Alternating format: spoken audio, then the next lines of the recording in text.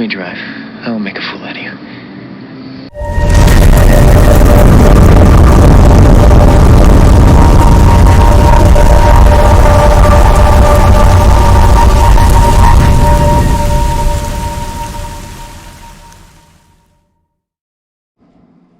Hey everybody, welcome back to the channel. It's Knothead, as usual. First and foremost, I'm gonna have at least 3 videos this week. I'll do my normal race recap probably tomorrow. I'm gonna talk today about my qualifying strategy. And then I think another video I have old shock towers in mind. I think what I'm gonna do is I'm gonna do another video this week and talk about what changes on the shock towers do.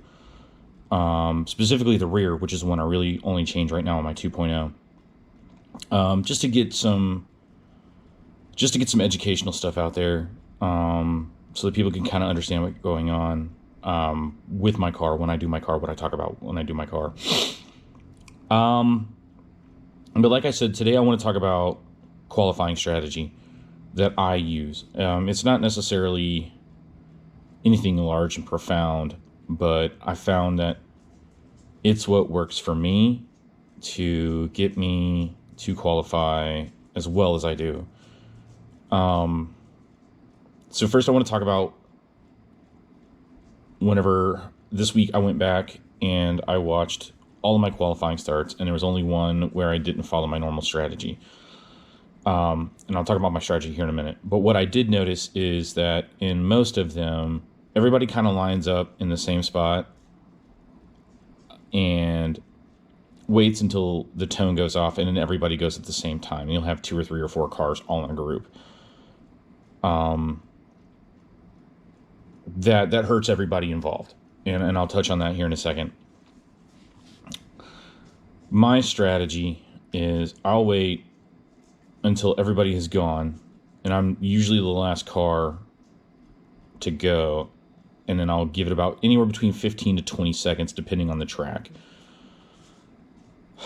The reason why I do this is because it gives me a gap between not only the first person who's gone, but the last person who's gone, and anybody in between would have already had any kind of wrecks or anything they've had, so I have the opportunity to just drive my car. It allows me to push my car fairly safely and very consistently. And like I said, anybody who's made a mistake in that first lap is always going to, or would have already made their mistake. It almost hurt me this week in one of my qualifiers, because I almost got 4-started.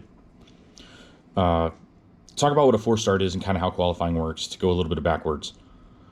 Everybody's on their own clock in qualifying. So as soon as the first car goes across, his time has started. Everybody else who goes across starts their own clock at that point. What a 4-start is if that first car finishes a lap before you cross the line, your time starts regardless of where you're at. So what happened to me is I was coming around off of a hot lap, and I stopped, and I waited until the last car had gone, and I had went. I waited about my 15-20 seconds, and I went. As I was going, and right as I was crossing the line to start my time, somebody had missed line to jump and ended up over on the front straight, and I think they had managed to actually cross over the line, so it didn't actually trigger the loop, but it would have triggered loop and 4-started me, and it wouldn't have hurt me as bad as it did other people on Saturday, because it would only been like maybe a second or 2, so it's not that huge of a deal, but it still would have triggered a 4-start, and that's not something really you want.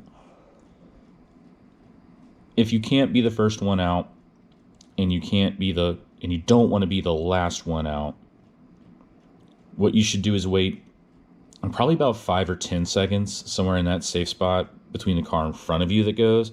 Again, same reason, to give yourself a gap between that car and hopefully the car behind you, so that you guys can both get clean runs, and anybody in front of you that's going to have wrecked would have already have wrecked. And since I've used that strategy, I think I started using it. I think I started using it a little bit before Southern Nats last year. I know I've been using it pretty consistently since Southern Nats.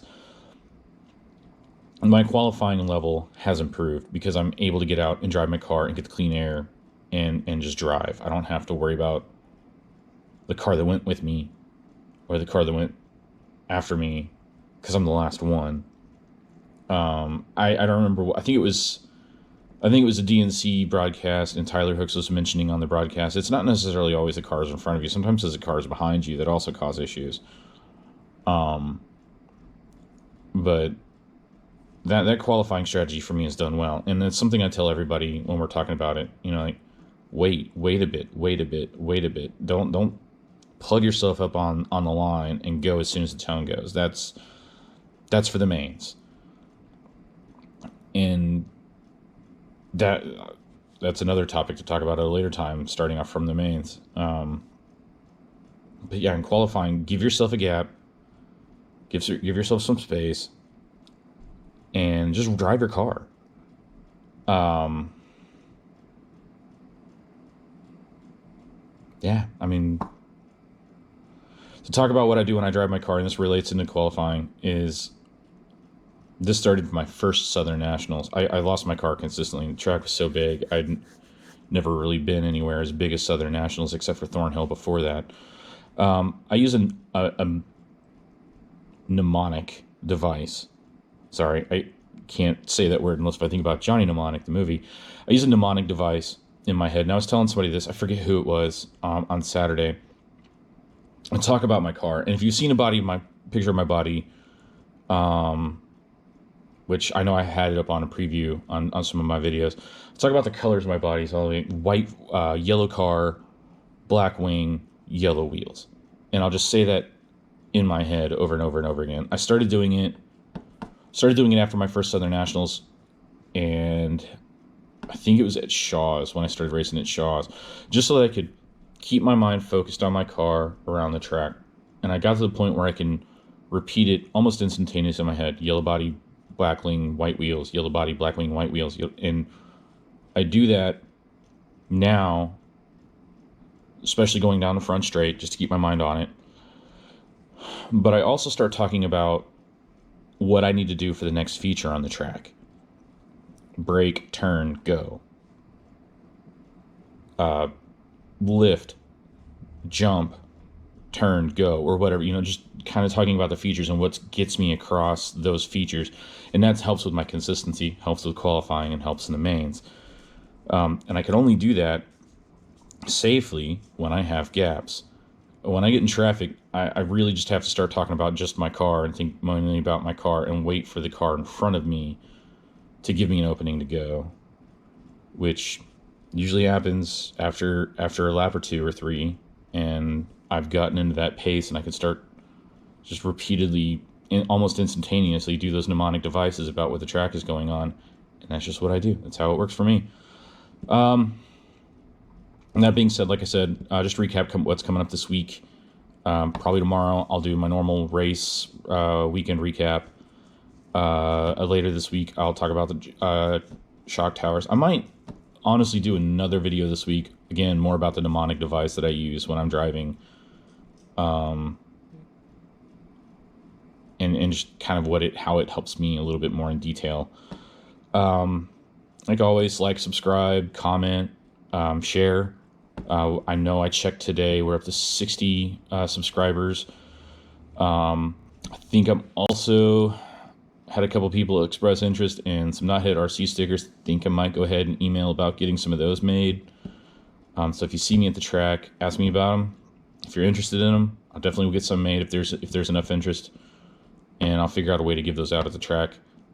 But let's get up to those 100 subscribers, give away a couple sets of tires, and I will see you guys at the track. Thanks for tuning in.